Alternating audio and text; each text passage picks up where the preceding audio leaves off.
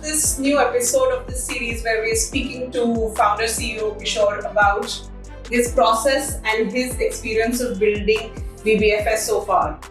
Today we're going to talk about the culture in BBFS. Hello Kishore. Interesting conversation that we wish to deep dive today and my first question now to you is that what is the culture that you wish to build in this company? Before I answer that, let's just try to understand what culture actually is. Yeah. Right? So I really like one definition by Ben Horowitz, I think it was. So he, in his book, he wrote that culture is how people behave when no one is looking. Okay. So I feel culture is how people behave when no one is looking. It is their natural behavior. Yeah. And behavior comes from, are driven by a person's beliefs about his or her values. Values are driven by emotions. Emotions are something that are very fundamental to every human being. Emotions are in the imagination, and imagination is what separates humans from animals and other living organisms. Yeah. So this whole chain and this whole dependency on emotions and its understanding is what makes a person behave in a particular way. So that is the culture. Now coming to our culture, like what kind of culture we want to kind of build. Not just in the company, but also in our families, in the larger society, and so on, have to be consistent. There's nothing called have to be consistent. I feel if it is consistent, it becomes easier and it becomes more constructive. Right?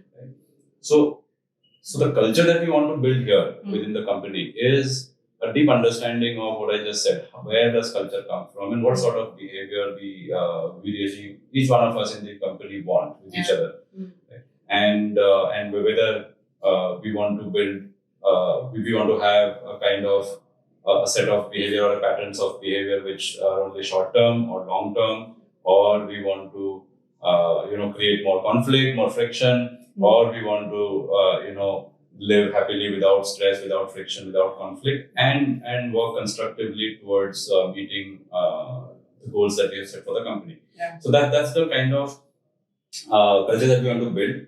And like I said, it depends on the degree to which we both collectively and individually understand where culture comes from and how does behavior get shaped. So this understanding to develop, the whole requirement is for each one of us to help the other person understand better. So it is all an understanding based culture that we want to build. Okay. So which means a person who understands better has to share or can share his understanding or learnings, his knowledge, his wisdom with those who have less understanding, less experience. Okay. So this whole understanding, knowledge becomes the central part of it. Okay. And even central to the knowledge understanding is the person in question. So the person, the human being, the person is at the center, and his level of understanding, his knowledge is at the center. And the only way to do it is for one person to share his or her learnings with each other. So it's a knowledge based, mentorship based, coaching based culture that we wish to implement. And which we are already, in fact, implementing and progressing towards. So that's the culture we want to have, and that's the culture with which we want to live with each other in the company. Okay. This culture of knowledge transferring and me explaining the other person about life and about work. Now that seems like a lot of responsibility on an employee like me. What if I don't want to do this? I don't want to get into this. I am a person who comes here, wants to do my work, draw a salary at the end of the month and walk away, have a good life at my personal time that I have. Why do I put in that extra effort to kind of make the other person understand about things? Yeah, you want to do it because in some way it will, your happiness, your satisfaction is dependent on the other person understanding. So that is the relevance to you, and that is why you will do it or I will do it. Okay. we feel that something is a burden or a responsibility when we feel that it is not for me, but it is for the other person. That's when we feel that it is like a burden. Okay. But the moment I see the relevance of a particular way of living or a particular way of behaving with others, the moment I see the relevance of it to my own life, it becomes my, I accept it immediately. Because I can see how it can help improve my own life.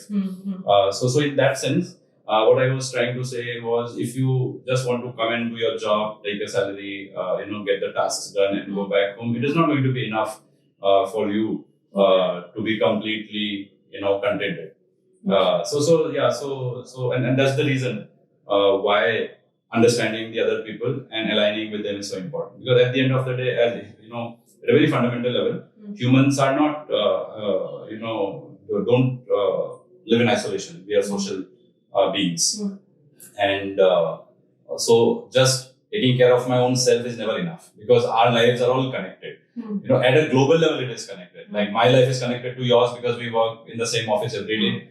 Right? So in that sense, and your life is connected to your family. So in that sense, what I do is connected to your family. Yeah. And what your family does or my family does is connected to the rest of the society. And what, as a society, larger society, what a particular state does, it starts affecting other states also. What one country does starts affecting other countries. And so the entire human race is interconnected.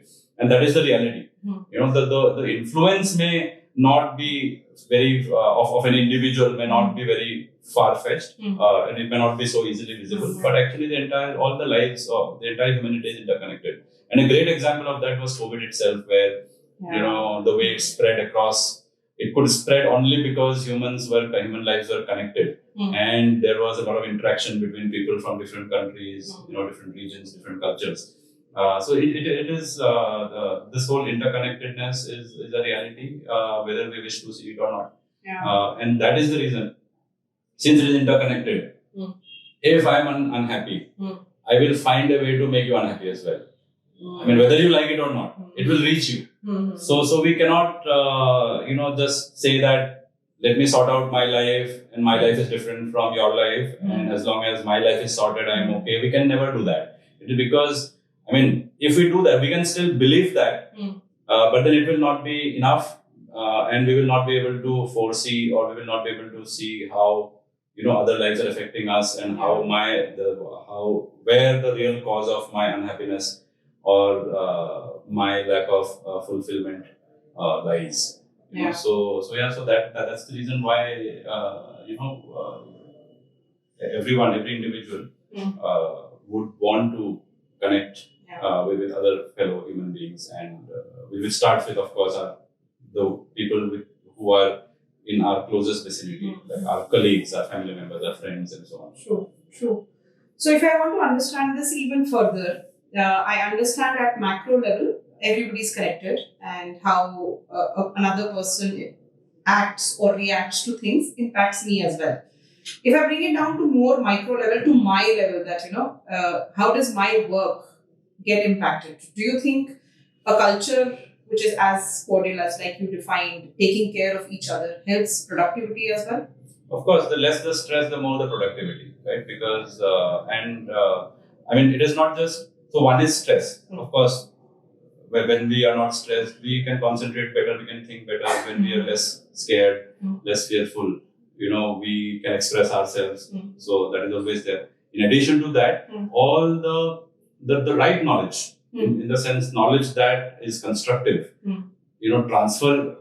successful transfer of such knowledge can enhance our own capabilities and capacities. Okay. So that's why this sharing of knowledge and understanding each other is so critical. Okay. So sounds like an ideal plan to make sure that the employees are happy, they are contented, they're living a fulfilled life. But my question to you now is that how far have you been able to do this in reality, in the office, on the ground? What is your assessment of that? So what we do is, on a weekly basis, and sometimes even 2-3 times a week, we discuss, right? We get together, we try to address the points of conflict. Conflict doesn't necessarily mean like, a fight or argument between two people. Conflict could even be internal, right? A person might be conflicted in terms of his future or her future, the salary structure. A person might have conflict about the priorities that we have defined as a business, as a team. So there could be lots of, or one could even be simply personally conflicted with the career path, or maybe at some personal issue also. So we try to identify those conflicts and resolve them on a regular basis every week. That helps us to align with each other quite well. And that is one process which we started about 4 years back. And and we have been consistent, very, very consistent with that, which means if in the last 4 years, approximately 200 weeks. So in 200 weeks, we have done close to 180, 190 weekly meetings consistently. So sorting out one conflict after the other in a very, very organized and structured way. So today what we see is that we can see the result of that, the outcome of that consistency over 200 weeks. We can see that people are more at peace and they're able to focus more on constructive work and relevant work rather than getting stuck in ego hassles, in confusion between relationships with each other and so on.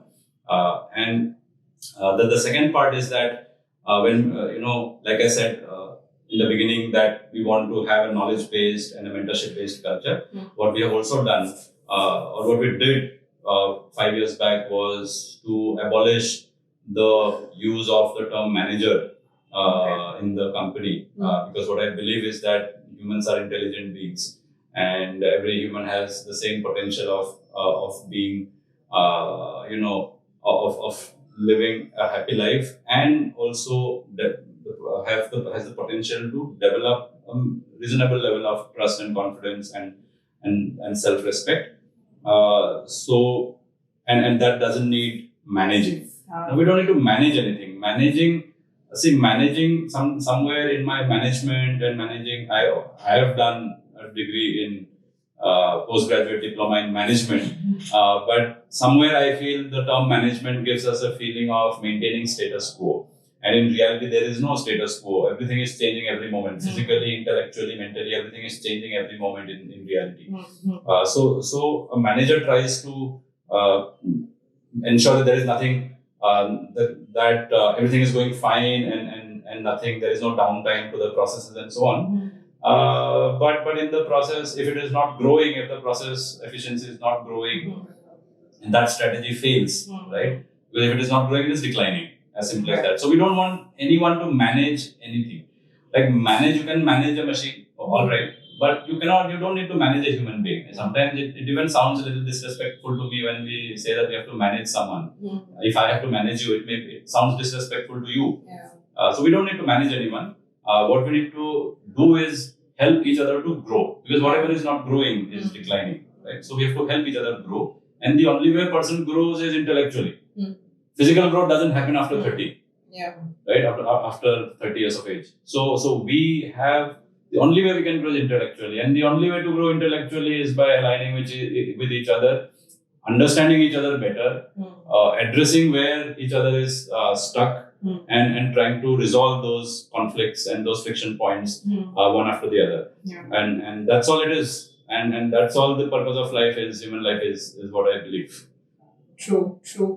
Now, in our desire to ensure that every individual grows, have you ever faced any limitations to the process or any challenges to this process?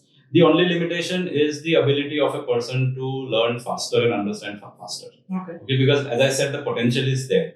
However, depending on the extent of fear or greed that we have, both are one and the same thing. In my opinion, fear and greed are just mirror images of each other. And depending on how fearful I am, I will have a certain rate of learning or rate of accepting new knowledge. Because if I'm fearful, I might create like a wall or a defensive wall as far as my beliefs are concerned, which makes it very difficult for new knowledge to come in. So that is the only challenge, is what I feel. Because otherwise, if that challenge is not there, it doesn't take any time to align quickly.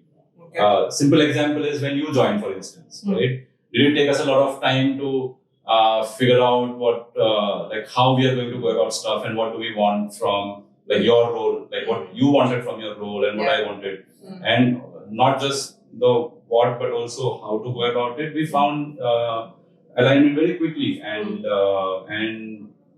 within your first month, second month itself, you took off, going about doing the things that were that both of us envisioned. Yeah. So yeah, I mean, if those walls are not there, this knowledge transfer can happen very, very quickly and smoothly. Okay. So the only challenge is the fear. Yeah. So interestingly, you mentioned about two words like fear and greed.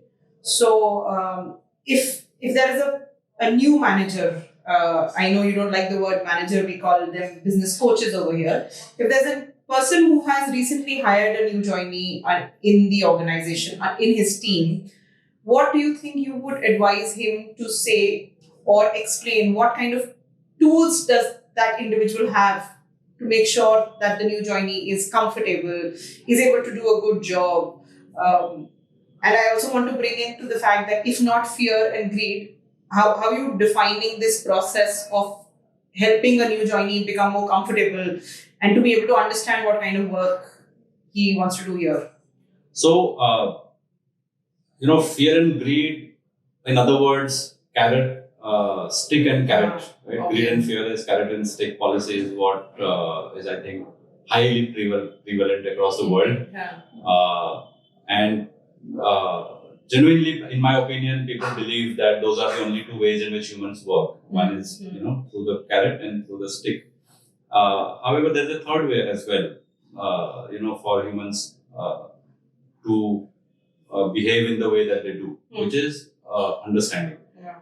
Like, for example, I can do a lot of things because I understand the relevance of it. And that's why I do it. Yeah. It is not necessarily governed by fear or greed, both of which are a little stressful to an individual. So, firstly understanding this concept, that apart from fear and greed, there's a third way as well. And in the absence of the third way, in the absence of awareness of the third way, people have no option but to resort to the first two ways, which is fear and greed. Right?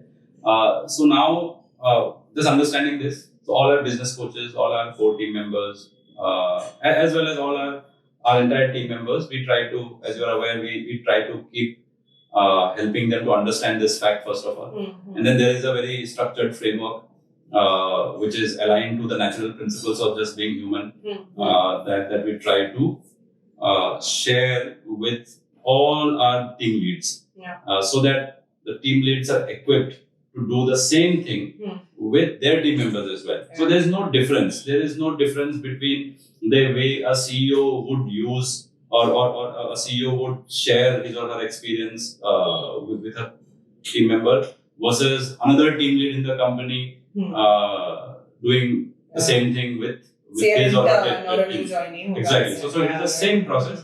So that simplifies things a lot. So what a CEO does, or the way a CEO conducts or goes about doing his or her things, everyone else can do the same thing. So there is no conflict there. Again, this is a way by which we try to minimize all conflicts.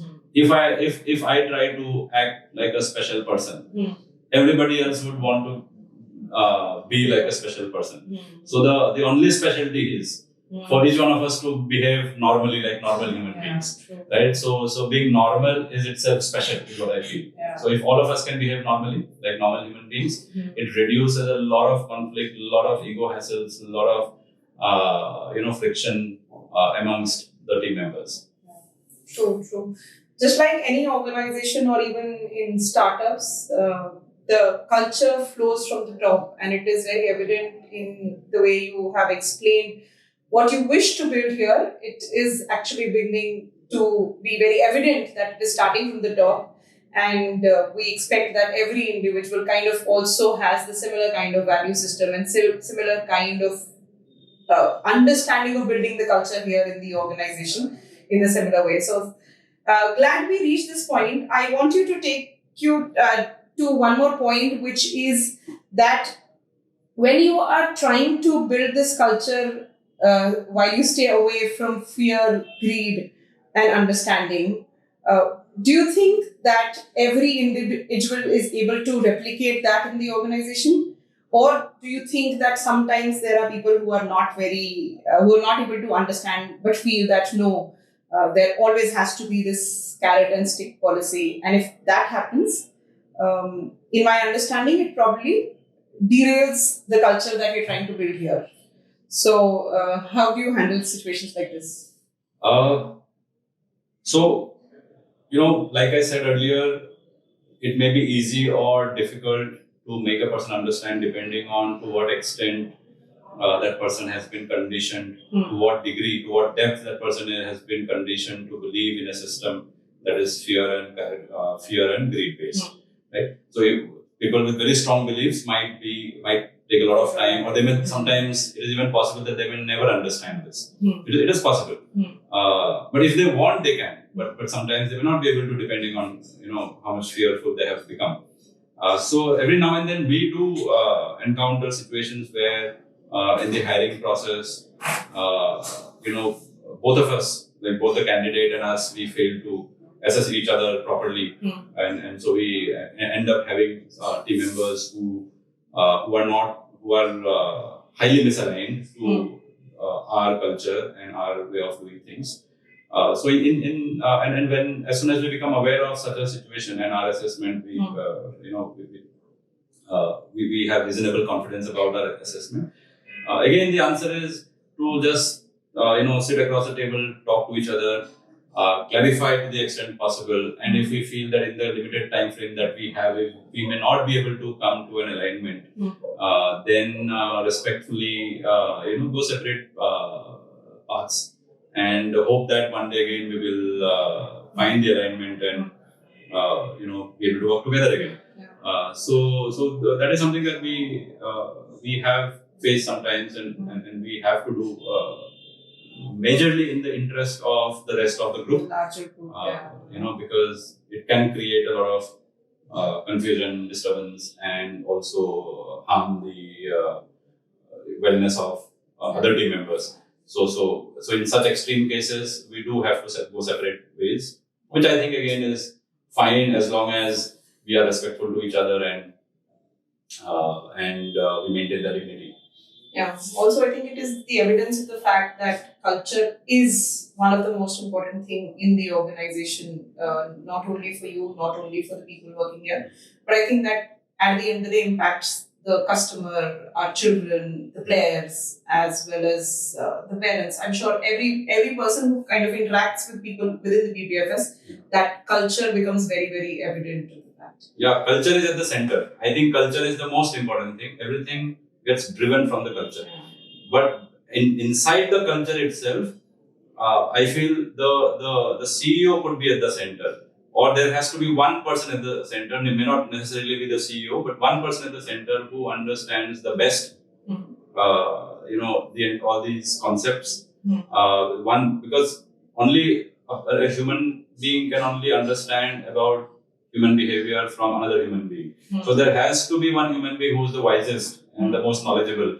And that, if there is someone like that, he can play that role. If not, then even the CEO or the founders, they can come forward and take the responsibility and say that I want to be the wisest, because unless I am, there may not be anyone who can transfer that knowledge to the rest of the company. Rest of the company meaning starting with the staff, and it just cascades on to the end customer as well, right? So here in that respect, what I feel is that the CEO is generally at the center of the culture, generally. But if the CEO is cannot do it, it will be better for the CEO to actually identify someone who can do it on his behalf. But he has to be at the center. To that extent, I feel even what you said about culture flowing from the top. I don't quite agree with that, in the sense that it doesn't flow from the top; it flows from the center. It flows from the heart. So because top means it gives the sense of some kind of an hierarchical system, where again a lot of things are done by imposing fear, because hierarchy means there is someone who's bigger than another person in the team. But if we accept the fact that all humans are very similar in that way, but the more knowledgeable person or the more knowledgeable people can become the center of the culture that is implemented across the rest of the team. Similar, so that knowledge bit, the knowledgeable human being is the heart of the entire system. And of course, each team lead can become the centerpiece depending on how wise they are. They can become the center point for the growth and development of all of his or her colleagues.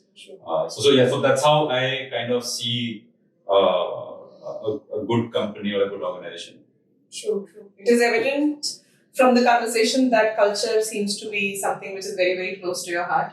And we can keep going on this topic. I hope to sit with you one more time to discuss the culture and the value system of BBFS more in depth. So maybe next time.